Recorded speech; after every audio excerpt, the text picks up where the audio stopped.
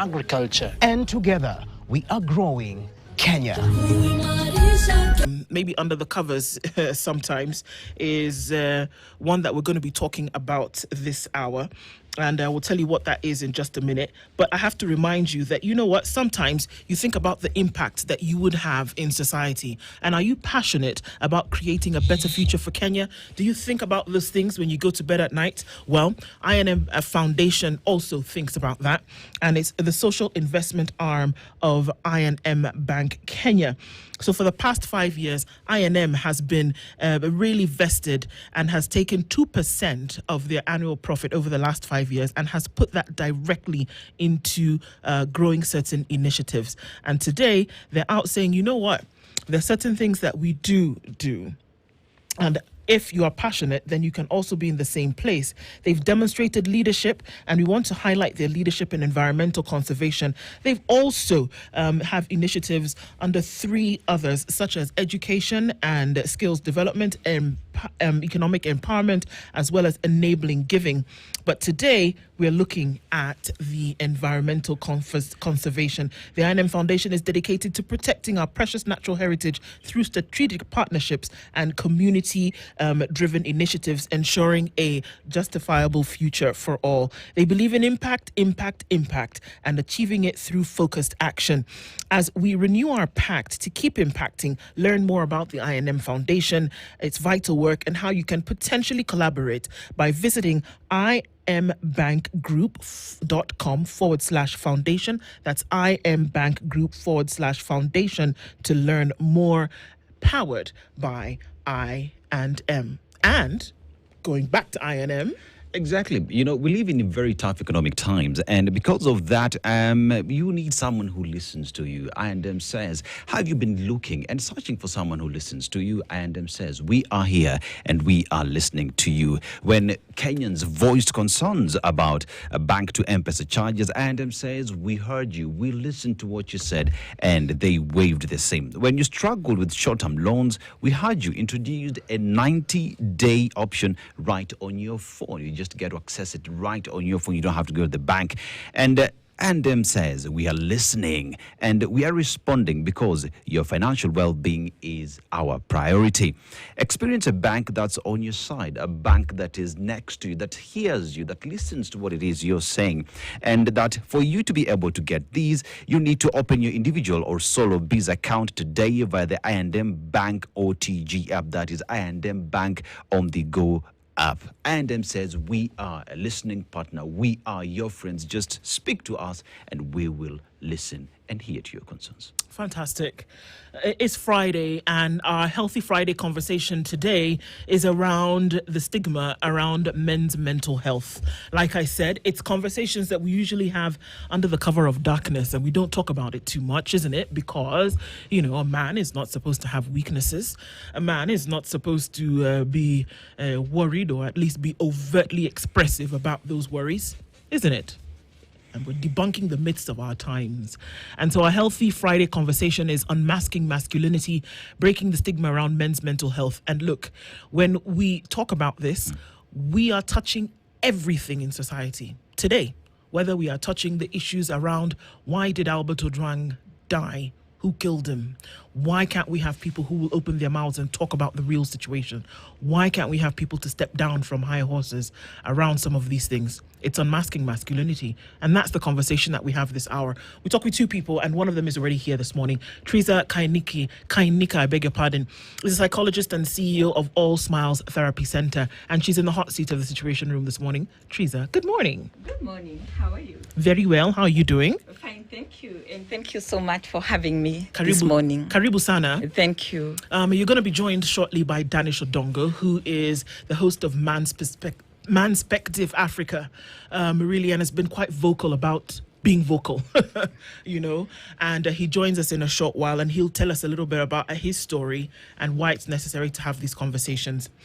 But we're going to start off today and get you to settle down in the hot seat just a little bit. We go around the African continent every week. We land in a different country, and then we take something back. Not like the colonialists, but we take their wisdom. And they give us proverbs, Don't ask us how. It just happens. And Dennis is going to tell you what country we're in this week. And we'd love to get your interpretation of a proverb that he's going to share and tell us what you think about that. All right. Great. So today we are in the East Africa region in Africa, and the country that we're talking about calls itself the Pearl of Africa. You know that country? Mm-hmm.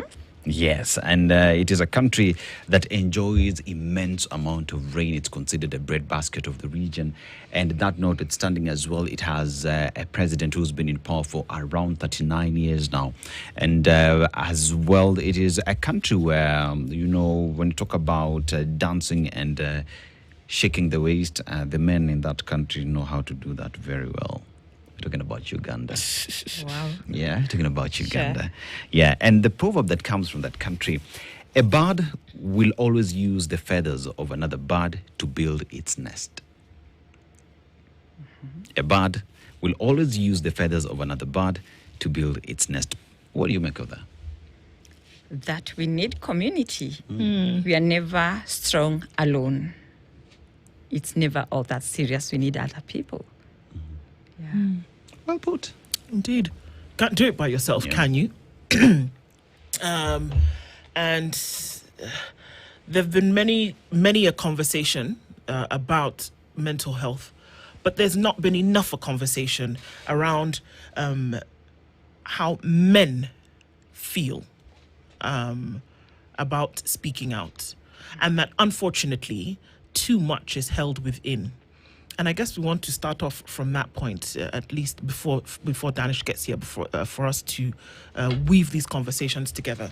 And we've tried to understand it for the very longest time. Not to say that those who are overtly expressive then have a better time with mental health, or do they? Not really. We start by saying mental health is not all about men. It's actually a societal thing. It affects the entire society.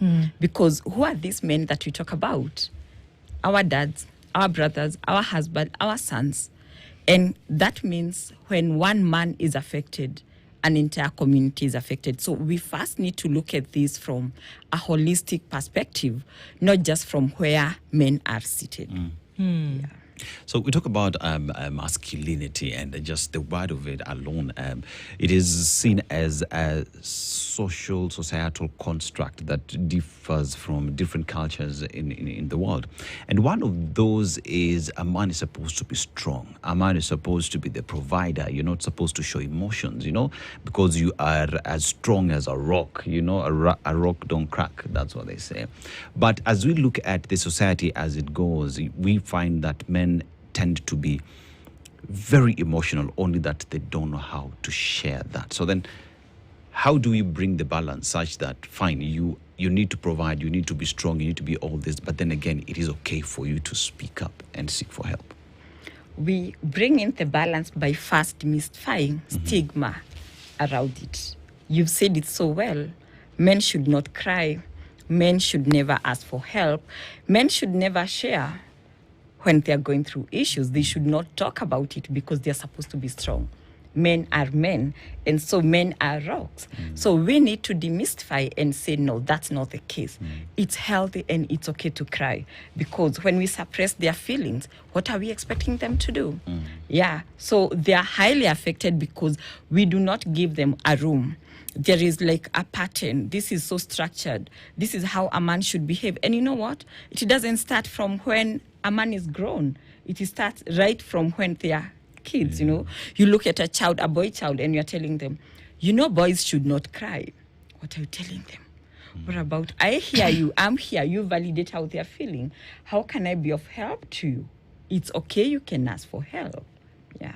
Where did that come from? Where did this thing come from that men shouldn't cry? I mean, I don't think that tears are, just the purview of one gender. Where did this thing come from that men shouldn't cry, or that men should not be expressive about what they feel? Where did that come from? Starting that we are Africans, it's a taboo.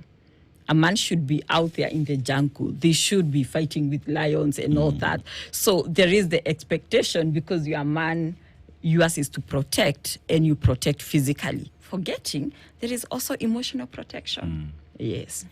You see, it stems up from the like she says, men are seen as warriors. You're just supposed to go to the field and fight. Even if you go during the pre-colonial times, it is the men on the forefront. So then again, well, again, what kind of a warrior are you when you're crying? So you look at that and you extrapolate in terms of the cultures that we have come to adopt, and you find once a man has gone through circumcision, and at that point, you're tough as a rock and whatnot. But then again, it's about time that you break all these stereotypes that does exist. And one would say, even in 2025, we still have our own cultures and all the stereotypes that do exist. So how do we have these conversations such that we don't lose our culture, but those traits of our cultures that don't mean well in the modern day, we get rid of them? Are we ready to have that conversation as Africans? It's a very hard one because when we look at mental health in general, people don't even realize there is a lot of labeling out here. Mwentawazimu, who is this person? And from the mental health, we can tell you we do not have anyone who is a mwentawazimu. It's either they're having a condition and that condition has a name, and they're not defined by that condition. I'm yet to see someone being called, this is cancer, this is diabetes, this is asthma. But we are so much stereotyping when it comes to mental health. So it all starts from there. And let's look at it this way. When a man goes to another man to complain of what they are going through, what is most likely to happen?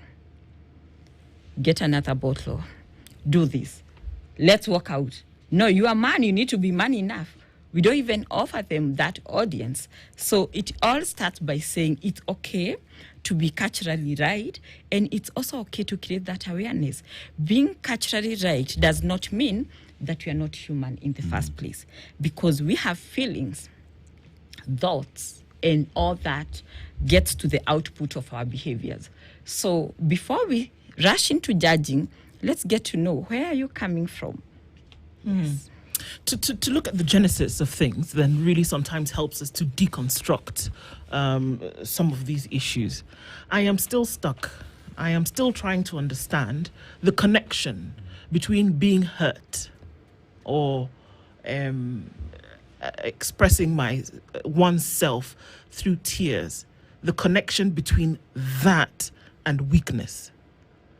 Because there must be a connection that has brought us to the place whereby we can then go further and say that should somebody express their pain or show that pain through crying, that we are then equating it to weakness. I'm still looking for the connection, because if we can't make the connection, then it would be very, very, very difficult then for us to get people to start to share and not be labeled as weak. So what is that? Wow. Tears. You talk about tears. If you can go back even to childhood, you'd be beaten, you cry, and you are beaten again for crying, which means in the first place, you should not be crying. So tears, they were never considered as a sign of expressing pain, hurt, and what you're going through.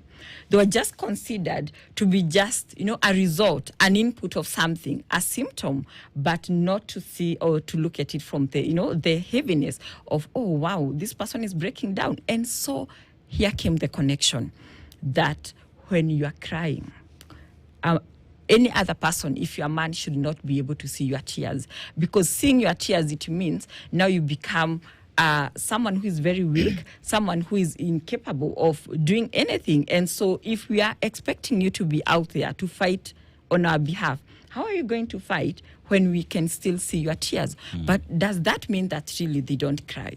No. Do the people who label others as weak when they do express this, are they okay? They are stereotyped, they are informed by some false beliefs, and they want to, in a way, come with a way of mentoring this person and shape them in their own liking, but not in the liking that they should actually be. Yeah. You see, when you talk about crying and shedding tears, I remember in my formative years, still young, and the moment my dad is my hero. I keep saying that guy, salute, But I remember there was this one time when my aunt Margaret passed on. and very tight with my dad. And I remember that was the first time I saw my dad's tear. And at that point, having grown up in a setting where my peers would say, a man does not cry, but I saw that at home of someone who I considered to be my hero. And I remember asking Dad, like, what's up? What's going on? And he said, this is my sister. I loved her. She's passed on. And I feel that pain. And the only way for me to express that, I can't control these tears. They just have to come back. And what that did is the expression of pain as a man does not have to be bottled in simply because it is a society where you're supposed to be a rock. You're not supposed to cry. And that meant that it's okay for a man to cry. And that is not seen as weakness. But that was only made possible because my hero at that point would express himself that way. And it became easier because I cry. I'll not lie. It's painful. I shed tears. You judge me all you want, but that's just life. So how do we have these communication now from between men themselves to understand it's okay? That even for their partners, for the community, that when you see a man cry, that it's okay, give them a hug, sit down with them, buy them a chocolate, not a bottle. If it's a bottle, maybe of water. Great. It's by first normalizing that it's okay not to be okay. You know, we start from there. It's okay not to be okay. And from there is the acceptance and acknowledgement that actually I am going through something. And from there comes the understanding that if this person is going through something, they actually need to share because they need help. So first start with the person, even before we go to the society, because the time we give them that room to judge us. Why? Because we also want to protect ourselves by just assuming everything is okay. If I may ask, it's greetings to ask, how are you? In rare cases, someone will say, I am not okay. Yeah. It's always, no, I'm fine, thank you. But deep down, is that person okay? So over the time, we've been able to normalize what is actually should not be normal. Because when you're not okay, you should express and say, well, the day looks nice, though personally, I'm not okay today. And you see with that, if I come here and I tell you, I am not okay today, it will lead to you asking, oh, share with me what's happening. And with that, you start by expressing. Because as you're saying, our mental health results from a lot of accumulation of unresolved issues until they get to a point where one doesn't know how to navigate through. They do not know there is help available. But even before help, even the coping mechanism. And so we are made just be there and get to know it's about you and the issues that you're going through, because end of the day, you are a man. So you can imagine there is so much expectation. We are talking of someone who is working, of a dad, someone in the society. And you know, when again we look at a man, there is an entire extended family. But this person is crashing deep down. We say it's very unfortunate that mental health issues, unlike for physical health issues where you can see someone bleeding, you can see, you are able to even feel it yourself. But for mental health, it's so overwhelming that only takes time. And by the time you are realizing you are not okay, you look back and you have a train of issues that has resulted to that. And most of the cases, very, very much unfortunate. Do we have adults, and like we said, Daniel Shodongo is going to join us in a few minutes because then he'll be able to also speak about this from experience. But do we have, if we look at society today, do we have grown-ups who are dealing with unresolved issues that would then, contribute to a mental health problem that we are not dealing with? Oh, yeah. A lot more. Let's look at one of the causes of current mental health issues, both men, women, in adults, childhood traumas. How are we brought up? Were we brought up the right way? And were we given the chance to resolve the issues that we went through? So in most cases, you realize that someone is not able to follow orders because they didn't know order when they were growing up. You also realize when you talk about childhood traumas, even our family dynamics, let's look at adults, marriage in adulthood. Someone will marry not to complement, not for the right reasons, but they end up marrying to fill in a void in their lives. Maybe it's that mom who was absent, that dad who was absent, or maybe who was also present. And over the time you realize, I married my mom, I married my dad, and there is up to the much that you can do with your parent. So after some times, it will expire. And hence, what will be presented to us will be divorce. But if someone was given a chance to resolve the issues, that could not have happened. How do you pull back, or how do you claw back that now when you have adults who are formed in their behavior, they're formed in action, but are still going through this trauma? What do you do? Because it's like now we're saying, well, you don't see well, you wear glasses. What happens now is that you have the trauma, then everybody starts seeing a therapist. First is to realize, even before you say that now, you can see and all that, get to realize and first get to identify what are the issues. There is something we call presenting issues. Many of the times people will come, I don't get along with my boss. Even my social relationships, they are not perfect and all that. I'm in a dysfunctional family. They are all presenting issues because, again, as we say, for mental health, we feel the symptoms, and symptoms many of the times they are the results. But we need to dig deeper to the underlying, and we get to know, why are you like this? Maybe it's your early childhood attachment. You are brought up in a very avoidance attachment style, where because you wanted maybe your parents to be there or your caregivers to be there, they were never there. They were busy working. We are busy working 24/7. To a level that we forget we are supposed to be there also for the kids that we are bringing up. We are so transactional. And so when they come, they're not able to relate with people well. Why? They were taught love is transactional. So if I'm not asking about that email, that report, how are we dealing? But that's not what society is all about. So you realize over the time, people will have more issues. And when we are able to dig deeper, like what you've asked, we are able to revisit from the childhood, we start processing. And with that, it's a way that you can correct that behavior. So there's a question that has been asked by our listeners. The world wants men to cry and speak up, but is the world ready? The world is not yet ready until first we understand that mental health is about society, and empowering a girl child does not mean it's competition, because that's where it all began.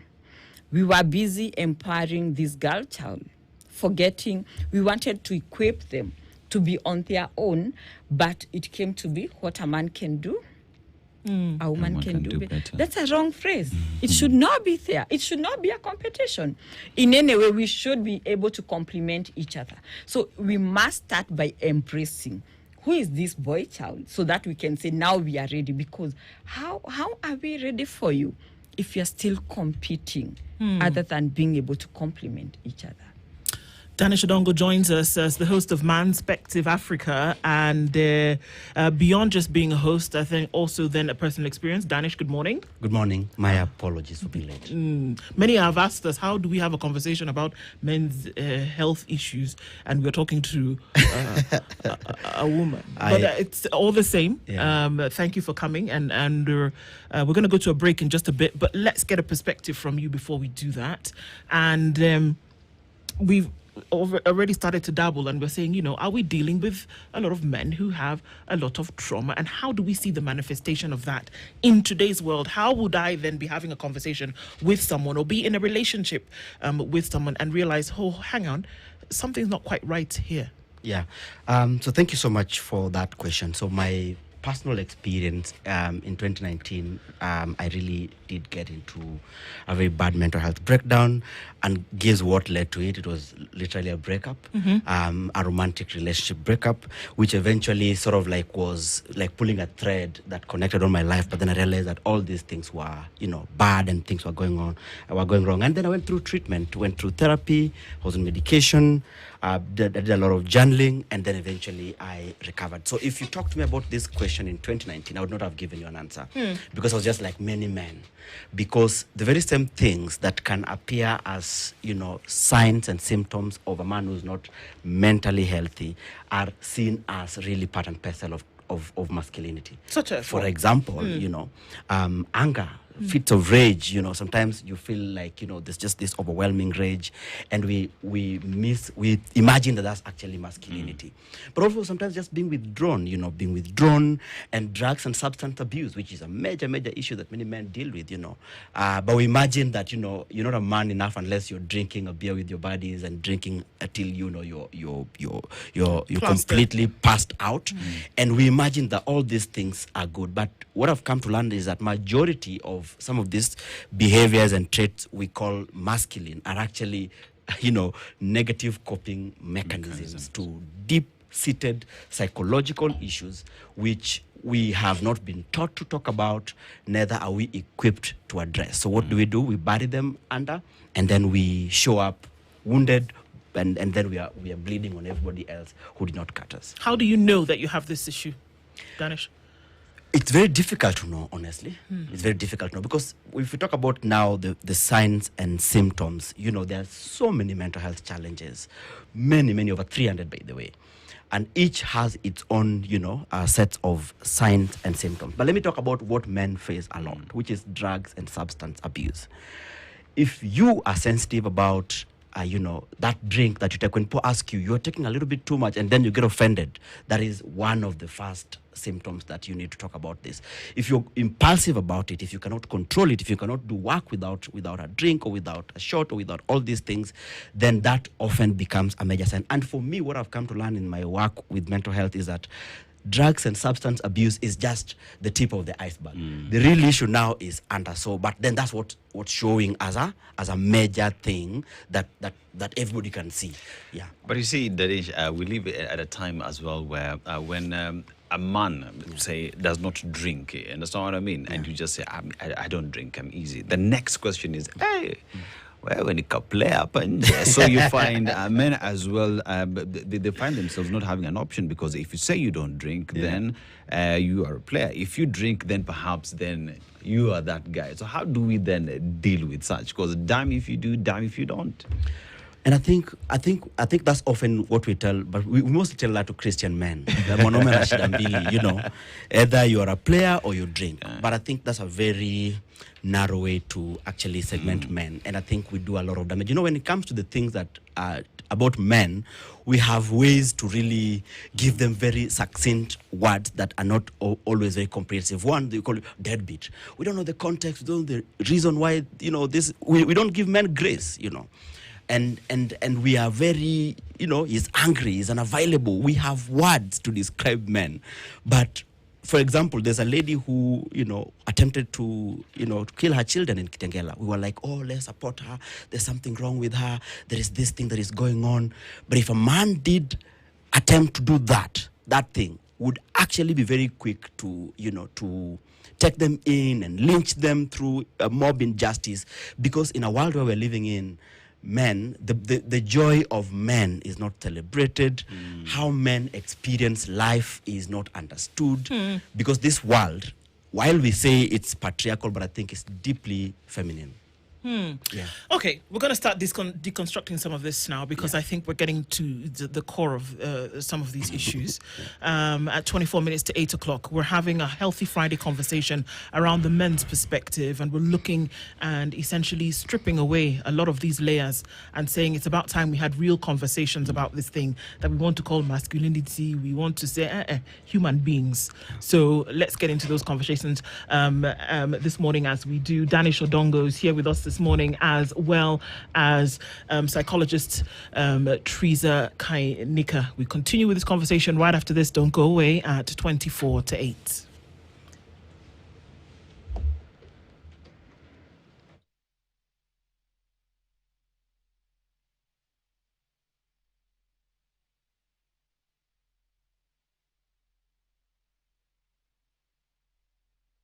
This is the Situation Room, the only way to start your day. Are you passionate about creating a better future for Kenya? so is the I&M Foundation, the social investment arm of I&M Bank. For the past 5 years, they've invested 2% of the bank's annual profit, the highest in Kenya's banking sector, into life-changing programs from education and empowerment to protecting our environment. The I&M Foundation is driving real impact. I&M Foundation, impacting lives, shaping a suitable future, powered by I&M. It's a journey of strength, wisdom, and quiet sacrifice. And here on Situation Room, we often talk about making the right choices, and we talk about making meaningful choices as well. This Father's Day with Woolworths, here's one. Danish, I'm talking to you directly. You also need to get a father gift out there. So give a dad a reason to smile, relax, and maybe even show off just a little bit, No more ties, no more belts. Let's show our appreciation with a gift that speaks style and substance. Woolworths is offering 30% off men's sleepwear, knitwear, jackets, and coats until 16th of June. Perfect for the dad who enjoys comfort, quality, with a flair.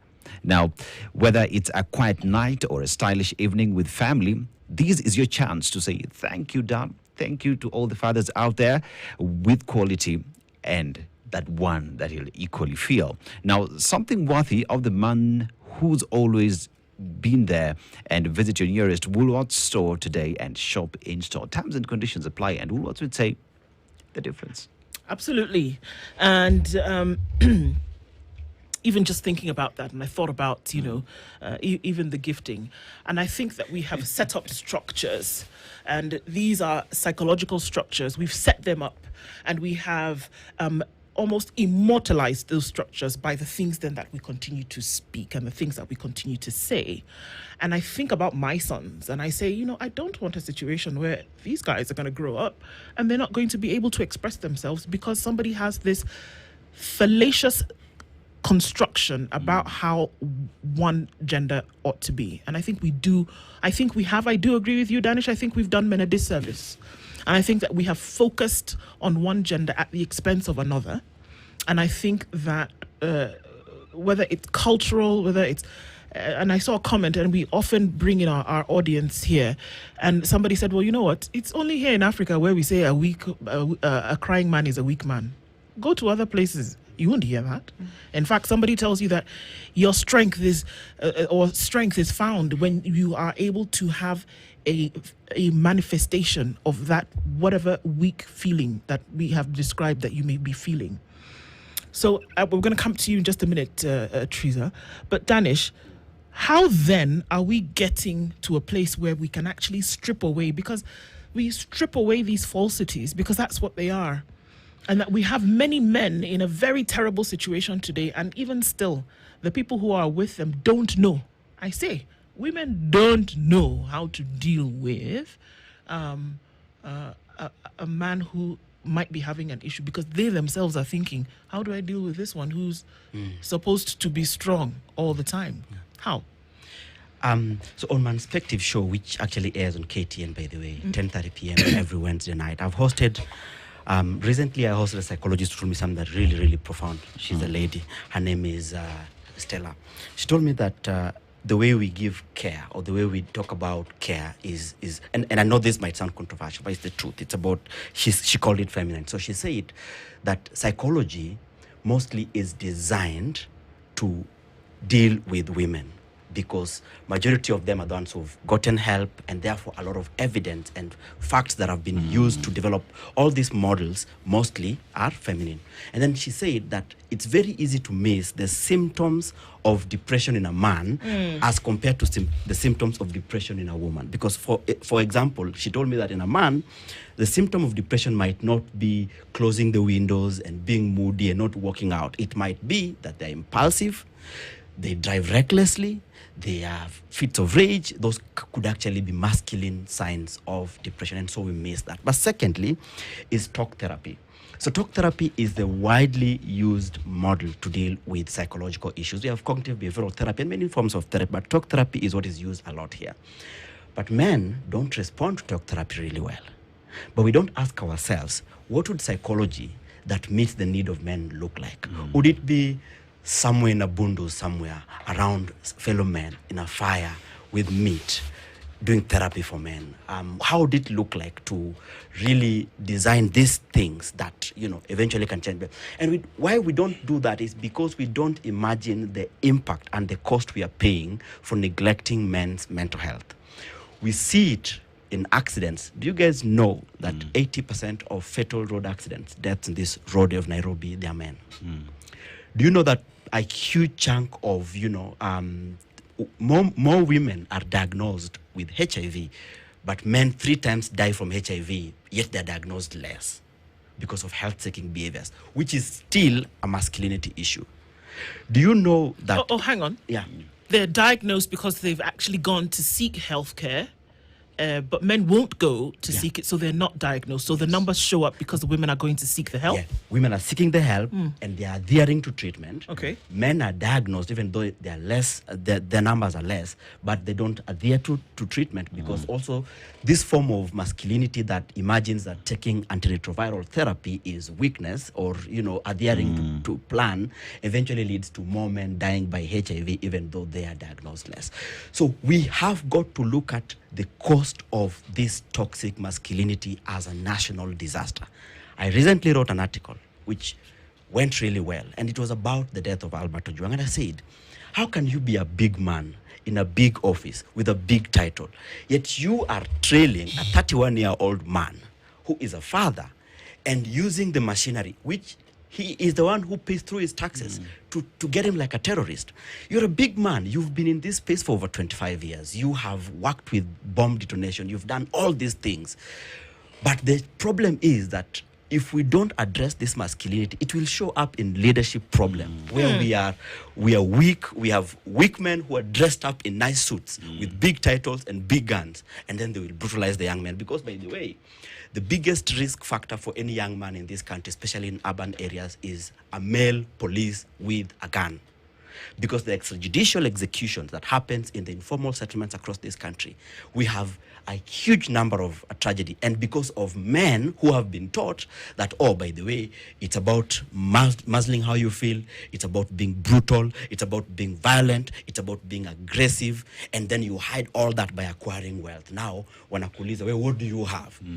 And all these things affect literally every level of the society. So even as we do the gender-based violence and the femicide, task force, I hope that the government can now begin to imagine a task force for men. And it's not to come and begin to say, oh, men don't cry. No, it is to look at the systemic issues that are the problems we are dealing with in our socio-economic and political landscape and try and trace it to this toxic strain of masculinity, this toxic strain of masculinity which lies to men that you are only as good as the car you drive, you're only as good as the money you make, you're only as good as your amount to expend violence, really. And then we see it having a problem in our level of society.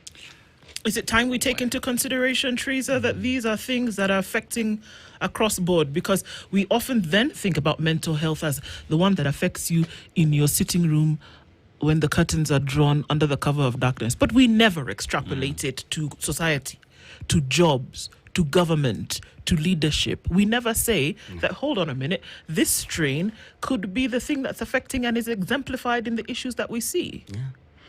I agree with you. When you look at leadership, the same way he's saying, there is a lot of reflection, because what we say is hurt people. So you grow. You yourself, you've not been able to deal with anything that you're going through.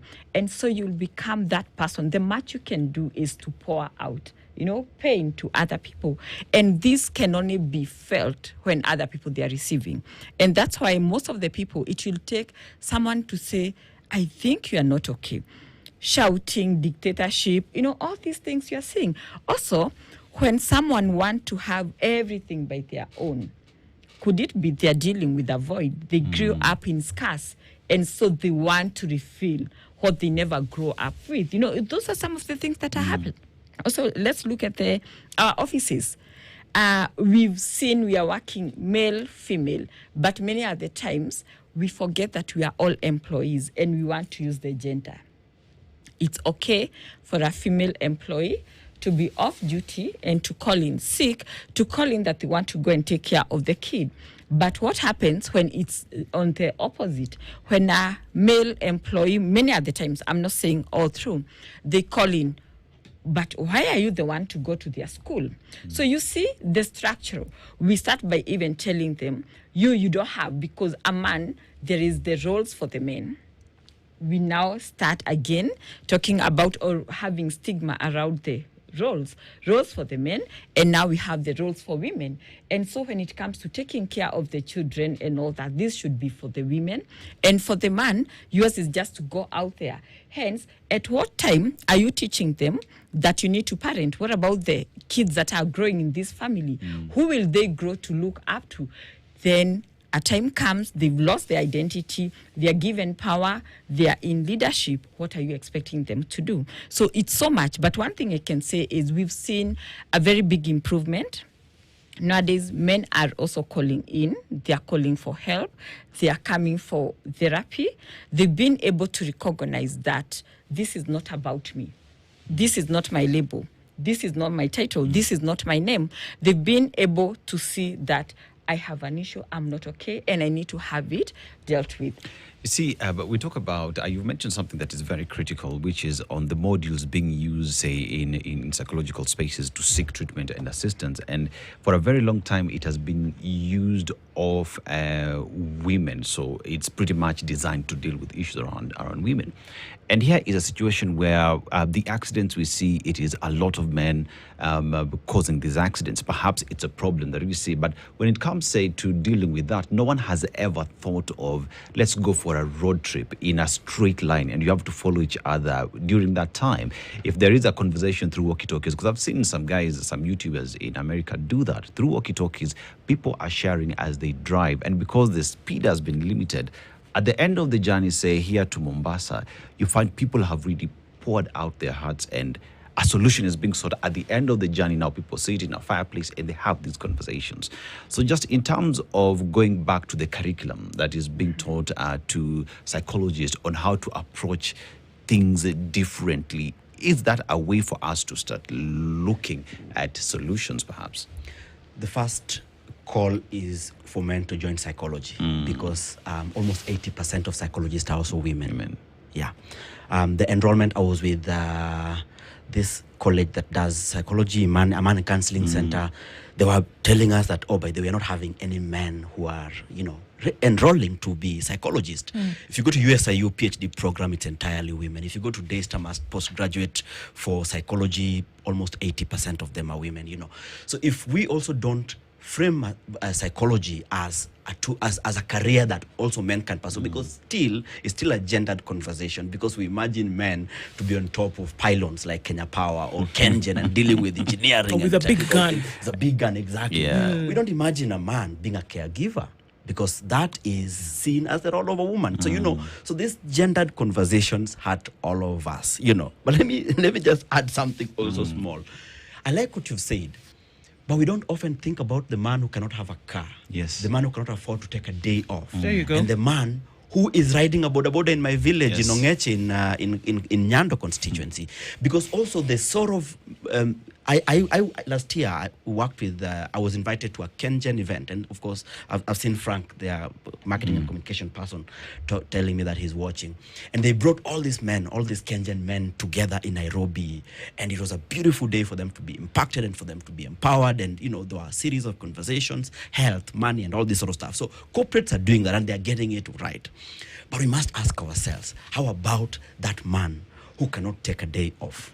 How does he process his frustration? Or the man who is then sitting under the weight of expectation from people around him, including women. Exactly. And it could be the mother, it could be the wife, it could be the daughter who is saying, well, here it is, and we're expecting you to be able to do 1, 2, 3. Yeah. And then I'm just imagining the conversations that are currently happening in the country today. And I'm thinking, right? If we are just looking within the police force, for example, we see them as the police. We don't see them as men or women. These are the police who we say, well, they've gone on wanton rampage. They've done whatever it is that they've done. I don't see them as...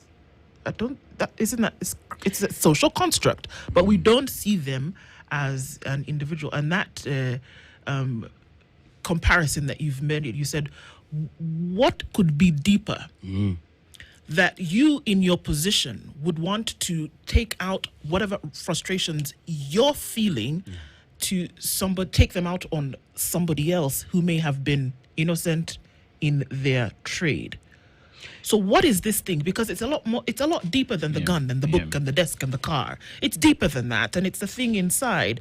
But if you don't heal people, you're not going to have a healthy society. You can't heal people, because I have a nephew who is now doing NYS. That's a low-level paramilitary training in this country. And he told me the number of caning he got every day as a normal training regimen. Then I asked him, what is the objective of this paramilitary training? He said, tunakuondoa ujinga na uraia. Ujinga na uraia, which means in the mind of our security forces, you find that raia these are citizens. Being a citizen and civilian. being ujinga, those are things that go hand in hand. And so this curriculum is designed to beat you. It's designed you. to meet violence at a large scale, But they don't think that policing that is primarily designed to break will first break the police. Because as you already know, there's a massive mental health crisis within the police force. Yes. When I was admitted at Chiromo, in the room I had 3 other police officers who were also admitted with me. And those are the people who we are saying are taking care of our very most vital role, which is security. So I think we must also begin to call the police and let them see that the only sustainable way to police in this country is a policing that upholds human rights and upholds human dignity. This idea that you have to beat people and shoot them and completely suppress them and kill them, this thing we will have such a broken country. Like, South Africa, we will have such a broken country that will not be able to afford it. So we'll just be saying now, let's hire more private security, let's give private security guns, let us have higher walls, let us have electric fences, because the men who are presiding over these things, they themselves have not healed. They themselves have not dealt with their childhood trauma. They themselves have not processed and seen the impact of the decisions they make, which are policy decisions, which are now government policies, and eventually how it breaks the nation. You see, there is the aspect of the men have been told not to cry and whatnot. Then there is the women on the other side who have been emboldened to be stronger. What a man can do, a woman can do better. But now it is a point where we realize the disconnect that has, and the need to equally bring men on the table to be able to have this conversation. So then how do we involve women to be supporters of men, even as we seek for solutions among men? It's by first normalizing and being able to see them as human beings, not just as men, and to label as per what society has done all through, because we'll not be doing them any just, and we'll just be like those people who stereotype the men and say that women empowerment, it's all about competing with men. It's also a show of self-compassion, first from where you are as a man. It's okay to be where I am, and I am so much broken, and to be able to recognize our emotions. Many are the time that we don't. We will think it's about other people. I am angry, I'm bitter. You just need to call and have a name to the emotion that you're going through. Then from there, be able to say, how have I changed? What resonated to this? Like, have I just woken up like this? Have you woken up just angry? Have you woken up just happy? Get to know. Also, let's look at the coping mechanism. I like the way we are discussing about men. It's also good to talk about men and suicide cases, because that's something and a topic that we really talk about.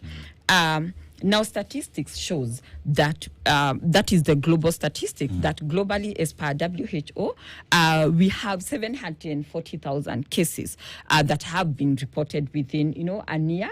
That is suicidal cases, which means every 43 seconds we are losing a human being on suicide. Then when we break it down and we say, let's look at men, the ratio of men to women in this, and you realize close to 80% it's men. And the question is, how comes men statistic is actually growing? Before we were talking about like close to 76%. How comes it's still growing? It's because we are not able to allow them to extend the grace and say, it's okay, they can come and they can share. So the first call I can do to men out there, it's okay to feel the way you are feeling. It's okay to have disturbing thoughts, but it's not okay to keep quiet about it. Because if you do, it will lead to a maladaptive behavior, alcoholism, addiction. Like at All Smiles, we run a rehabilitation center, and I can tell you ever the highest percentage is men who come in because of substance use. And why? Because for them, they were taught the only way I can cope with this is by maladaptive behavior. Right. I need to take in substance for me to cope with what I'm going through. And through all this, there is definitely something that can be done. Time doesn't allow us the luxury of then being able to go into these conversations deeper. But once that, we must continue having. We can't have a one-time conversation and then not talk about it again. But in the meantime, I want to thank you both for being here. Teresa Kainika, the psychologist and CEO of All Smiles Therapy Center, and Danish Odongo, host of Man's Perspective Africa. Thank you for being here. Thank you for being open. Thank you for being honest. And let's keep talking. Good morning and 1:08.